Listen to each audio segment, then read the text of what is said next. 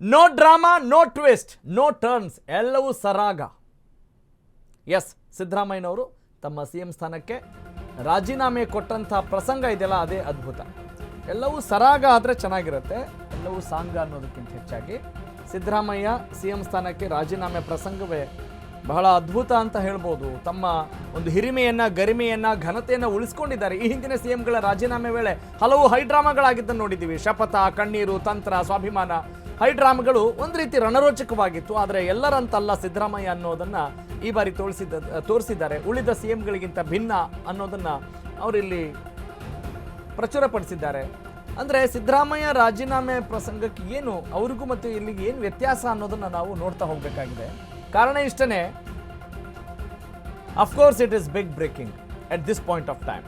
No drama, no twist, no turns, ಎಲ್ಲವೂ ಸರಾಗವಾಗಿ, ಸರಳವಾಗಿ, ಸುಲಲಿತವಾಗಿ, ನೆಮ್ಮದಿಯಿಂದ, ಯಾರನ್ನು ನೋಯಿಸದೆ, ಬೇರೆ ಎಲ್ಲೂ ಅಬ್ಬರಿಸದೆ, ಅದೇ ರೀತಿ DK ಶಿವಕುಮಾರ್ ಅವರು ಕೂಡ ನಡ್ಕೊಂಡಿದ್ದಾರೆ ಪ್ಯಾರಲಲ್ಲಿ. We should appreciate it at the same time. ಯಾಕಂದ್ರೆ ಹೆಂಗಿರುತ್ತೆ, ಎಲ್ಲ ನಾಯಕರಿಗೂ ಕೂಡ ಅಭಿಮಾನಿಗಳಿಗೇನು ಕಡಿಮೆ ಇದೆಯಾ, ಕೊರತೆ ಇದೆಯಾ? ನೋ ಸ್ಕೇರ್ಸಿಟಿ, ಹಂಗಿದೆ. ಎಸ್, ಸಿದ್ದರಾಮಯ್ಯ ಅವರ ರಾಜೀನಾಮೆಯ ಪ್ರಹಸನಕ್ಕೂ ಬೇರೆಯವರ ಪ್ರಹಸನಕ್ಕೂ ಯಾವ ರೀತಿ ವ್ಯತ್ಯಾಸ ಇತ್ತು ಅನ್ನೋದು ನೋಡ್ತಾ ಹೋಗೋಣ. ದೇವರಾಜ ಅರಸು ಅವರ ಕಾಲದಲ್ಲಿ ಧೀಮಂತ ನಾಯಕ ಅರಸು ಅವರಿಗೆ ದಿಲ್ಲಿ ನಾಯಕರು ಚೆಕ್ಮೇಟ್ ಕೊಟ್ಟಿದ್ರು. ಸಂಜಯ್ ಗಾಂಧಿ ಮತ್ತು ದೇವರಾಜ ಅರಸು ನಡುವೆ ಭಿನ್ನಾಭಿಪ್ರಾಯ ಇತ್ತು. ಅರಸು ಕಾಲಿಗೆ ಅಂದರೆ ಶಾಸಕರು ಬೀಳ್ತಾ ಇದ್ರು, ಇಂದಿರಾ ಪಾಳಯಕ್ಕೆ ಜಿಗಿತ. ಅರಸು ಕಾಲಿಗೆ ಬೀಳುತ್ತಿದ್ದ ಶಾಸಕರು ಇಂದಿರಾ ಪಾಳಯಕ್ಕೆ ಜಿಗಿತ ಆಗುತ್ತೆ.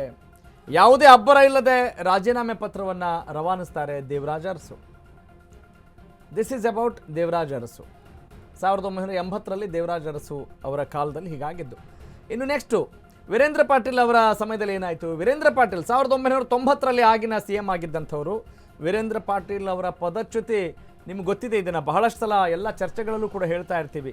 ವಿಮಾನ ನಿಲ್ದಾಣದ ರನ್ವೇಯಲ್ಲೇ ರಾಜೀವ್ ಗಾಂಧಿ ಘೋಷಣೆ ಮಾಡ್ತಾರೆ ಇಮ್ಮಿಡಿಯೇಟ್ ಆಗಿ. ಇದು ದೊಡ್ಡ ಏನು ಇತಿಹಾಸದಲ್ಲಿ ಪ್ರಹಸನಗಳಿಗೆ ಕಾರಣವಾಗುವಂಥ ಒಂದು ವಿಚಾರ.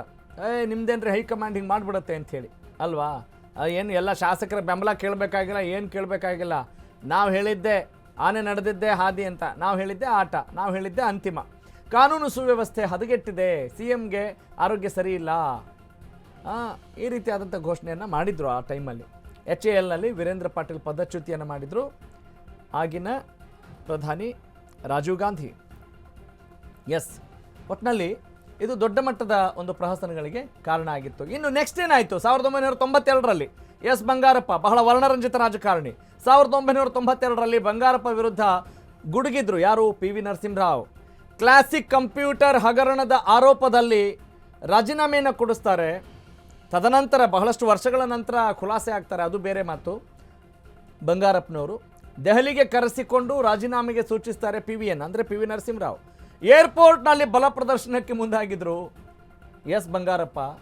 ಬಹಳ ಡೇರ್ ಡೆವಿಲ್ ಬಂಗಾರಪ್ಪ ಅಂತ ಹೇಳಿದ ತಕ್ಷಣ ನಿಮಗೊಂದು ಅವರ ವರ್ಚಸ್ಸು ಕೂಡ ನೆನಪಾಗುತ್ತೆ. ಆ ಕಪ್ಪು ಕನ್ನಡಕದ ಜೊತೆಗೆ ಬಹಳ ನೇರವಾದಿ, ನಿಷ್ಠುರವಾದಿ, ಹೃದಯವಂತಿಕೆ ಇದ್ದಂಥ ಒಬ್ಬ ಧೀಮಂತ ನಾಯಕ. ಈಗಲೂ ಕೂಡ ಇತಿಹಾಸದಲ್ಲಿ ಅವರ ವ್ಯಕ್ತಿತ್ವದ ಬಗ್ಗೆ, ಅವರ ಆಡಳಿತ ವೈಖರಿ ಬಗ್ಗೆ ಇನ್ನು ಸುವರ್ಣಾಕ್ಷರಗಳಲ್ಲಿ ಬರೆದಿಡುವಂಥ ಅನೇಕ ವಿಚಾರಗಳಿದ್ದಾವೆ ಅವರ ವ್ಯಕ್ತಿತ್ವಕ್ಕೆ ಸಂಬಂಧಪಟ್ಟಂಗೆ ಅನ್ನೋದು ಬಹಳ ನಿಷ್ಣಾತರ ಮಾತುಗಳಿದ್ದಾವೆ, ಅದನ್ನು ಕೂಡ ಜ್ಞಾಪಿಸ್ಕೊಳ್ಬೋದು. ಆದರೆ ಅದು ಫ್ಲಾಪ್ ಆದ ಕಾರಣ CM ಸ್ಥಾನಕ್ಕೆ, ಅಂದರೆ ಅವರೇನು ಬಲ ಪ್ರದರ್ಶನಕ್ಕೆ ಮುಂದಾಗಿದ್ದಾರಲ್ಲ ಎಸ್ ಬಂಗಾರಪ್ಪನವರು, ಅದು ವಿಫಲ ಆಯಿತು. ಹಾಗಾಗಿ ಆ ಕಾರಣಕ್ಕೆ CM ಸ್ಥಾನಕ್ಕೆ ಬಂಗಾರಪ್ಪ ಅವರು ರಿಸೈನ್ ಮಾಡಬೇಕಾಗುತ್ತೆ.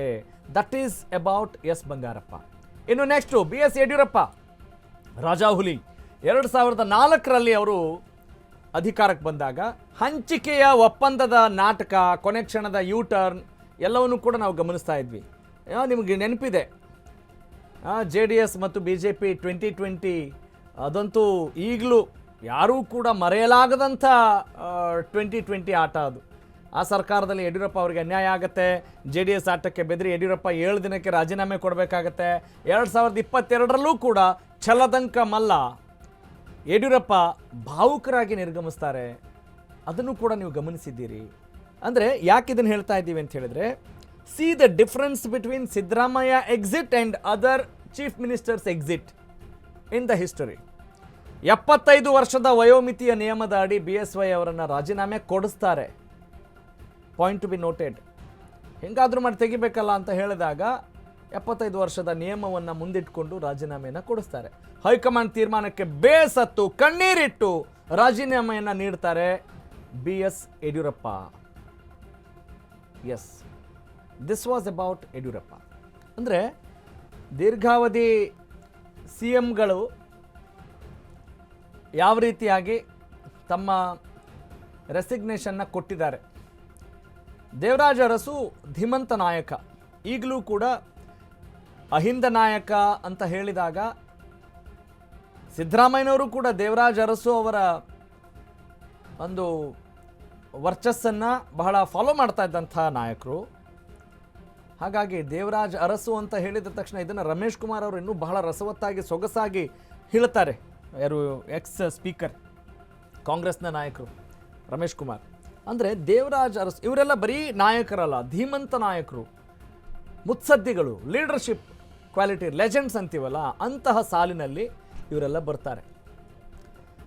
ಹೀಗಾಗಿ ಸದ್ಯದ ಒಂದು ಪ್ರಸಂಗ ಸಿದ್ದರಾಮಯ್ಯನವರ ಒಂದು ಏನು ಗೌರವಯುತವಾದ ನಡವಳಿಕೆ ಇದೆಯಲ್ಲ, ಅದು ದೇಶದಾದ್ಯಂತ ಚರ್ಚೆ ಆಗುತ್ತೆ. ಯಾಕಂತ ಹೇಳಿದರೆ ಇವರ ಎಕ್ಸಿಟ್ಗೆ ಸಂಬಂಧಪಟ್ಟ ಹಾಗೆ ಇಲ್ಲಿಯ ಈ 50-50 ಅಧಿಕಾರ ಹಂಚಿಕೆ, 2.5 ವರ್ಷ ಅಧಿಕಾರ ಹಂಚಿಕೆಯ ಸೂತ್ರಕ್ಕೆ ಸಂಬಂಧಪಟ್ಟ ಹಾಗೆ ದೇಶದಲ್ಲೆಡೆ ಎಲ್ಲ ನ್ಯಾಷನಲ್ ಚಾನೆಲ್ಗಳಲ್ಲೂ ಕೂಡ ಈ ವಿಚಾರ ದೊಡ್ಡ ಮಟ್ಟದ ಪ್ರಹಸನಕ್ಕೆ ಕಾರಣ ಆಗಿದ್ದನ್ನು ಕೂಡ ನಾವು ಗಮನಿಸ್ಬೋದು. ಆದರೆ ಅಂದುಕೊಂಡಂಥ ಬ್ಯಾಡ್ ಡೆವಲಪ್ಮೆಂಟ್ಸ್ ಅಂತ ಹೇಳ್ಬೋದು, ಆ ನ್ಯಾರೋ ಮೈಂಡೆಡ್ಡಿಂದ ಅವ್ರು ನಡೆದುಕೊಂಡಿಲ್ಲ ಸಿದ್ದರಾಮಯ್ಯನವರು.